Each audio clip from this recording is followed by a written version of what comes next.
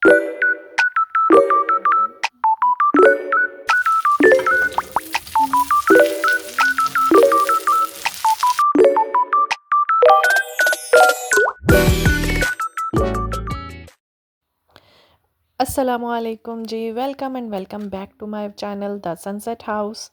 और आज हम बना रहे हैं अंडा शामी बर्गर थोड़े से वेरिएशन के साथ। और उसके साथ साथ हम डिस्कस करेंगे कफ़ील को। आखिर वो एपिसोड आ ही गई जिसका सबको बहुत शिद्दत से इंतज़ार था। सब परेशान थे कि आखिर ज़ेबा जामी को कब छोड़ेगी। सो शुरू करते हैं। और यहाँ पे मैंने शामी कबाब फ्रोज़न थे मेरे पास, जो मैंने रमज़ान से पहले बना कर रखे थे। अब मैंने उन्हें डीप फ्रॉस्ट कर लिया है और मैं इनको अंडा लगा के तल रही हूँ। तो फाइनली ज़ेबा ने वो स्टेप ले लिया। बच्चे बड़े हुए और ज़ेबा ने अपनी प्रॉब्लमेटिक मैरिज से निकलते हुए अपने आप को बच्चों को सेपरेट कर लिया। और जिस एपिसोड में लोग 11th एपिसोड में ये कह रहे थे ना कि इन्होंने सडनली वाइब चेंज कर दी और 90s की वाइब बिल्कुल डिस्ट्रॉय कर दी, जब सडनली एक नेक्स्ट सीन या नेक्स्ट एपिसोड में बच्चे इतने बड़े बड़े थे। और इतनी अब्यूज़िव मैरिज में आखिर 4 बच्चे हुए कैसे। तो बात यह है कि वाकई 90s की वाइब की अपनी ही बात थी, लेकिन राइटर शायद ये दिखाना चाह रही थी कि she tried her best. Zeba ने बहुत कोशिश की कि हालात अच्छे हो जाएं और सब ठीक हो जाए, लेकिन फाइनली उसको वो करना पड़ा जो बेसिकली उसके लिए ज़्यादा ज़रूरी था। और हाँ, एक ये बात जो ये ज़ेबा की माँ कहती है ना कि अब तो बच्चियों के रिश्ते करने थे और इस वक्त पे आकर आप सेपरेट हो रहे हो। और तो बात यह है कि ये बात कहना, लोगों ने इस बात को बहुत माइंड किया और ऐसा कहा कि ये तो बहुत दकियानूसी बात है और इस तरह से नहीं सोचना चाहिए था उसकी माँ को। ठीक है, ये बात कहना बहुत आसान है, लेकिन ऑनेस्टली स्पीकिंग हमारी सोसाइटी के अंदर ये एक्चुअली बहुत मुश्किल है। जवान बच्चियों के साथ सेपरेशन लेना उस चीज़ से ज़्यादा मुश्किल है जितना कि अगर ये बिल्कुल स्टार्ट में ले लेती, जब इसके फादर ने इसको सपोर्ट किया था और जब इसे पता चला था कि ये उम्मीद से है।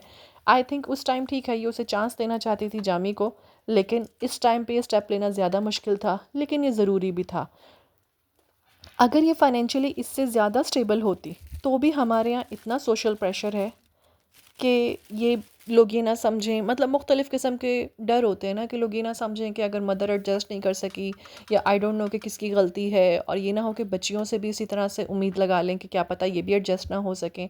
सो एनीवेज़, जो भी किया, ज़ेबा ने फाइनली बहुत अच्छा किया, क्योंकि एक अब्यूज़िव मैरिज में रहना और अपने आप को और बच्चों को मेंटल स्ट्रेस में रखना और दिन रात उस कैफियत में रहना, उस चीज़ से बहुत बेहतर था कि ये लोग स्टेप आउट कर जाते, जो कि इन्होंने किया। It was a bold move, लेकिन ये इनके लिए बहुत ज़रूरी था।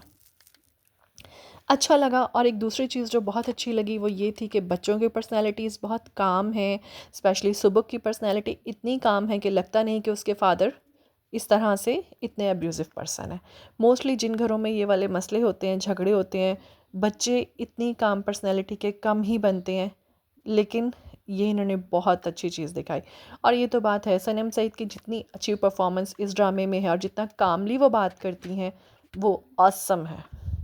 तो आपको क्या लगता है कि ज़ेबा को उम्र की इस स्टेज पर ये कदम लेना चाहिए था कि नहीं लेना चाहिए था? और हमारी सोसाइटी सेपरेशन का कितना परसेंट बर्डन औरत के ऊपर डालती है?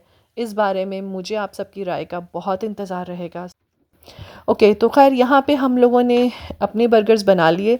और बर्गर्स के बाद फिर एज़ यूजुअल हमें एक पोर्शन बनाना था ग्लूटेन फ्री के लिए। तो उसके लिए मुझे ये वाली होम कुज़ीन की ग्लूटेन फ्री ब्रेड मिली थी। एज़ यू नो कि मैं इनको, आई रियली ट्रस्ट दैम कि अल्हम्दुलिल्लाह ये ऑप्शन अवेलेबल है। तो उसके साथ फिर मैंने वो वाली ब्रेड सेक कर, 2 स्लाइस उसके सेक कर, और उसको फिर शामी को उसके अंदर एडजस्ट कर दिया। और यहाँ पे डिपिट के ये केचप है, जो कि दे आल्सो क्लेम कि ये लोग भी ग्लूटेन फ्री हैं। आई होप सो कि ये 100% फ्री हों। सो इसके अलावा हमारा खाना तैयार है। उम्मीद करते हैं आप सबसे फिर मुलाकात होगी। और यहाँ पे now we are getting the final touch. तो फरवरी का मिड गुज़र चुका है और यहाँ मैं आपको दिखाती हूँ सनसेट। और गर्मी बहुत हो चुकी है, दिन के अंदर तो शदीद गर्मी है और शाम और घर अभी तक ठंडे हैं। सो फिर मिलते हैं इंशाल्लाह। स्टे ट्यून्ड, अपना ख्याल रखिएगा।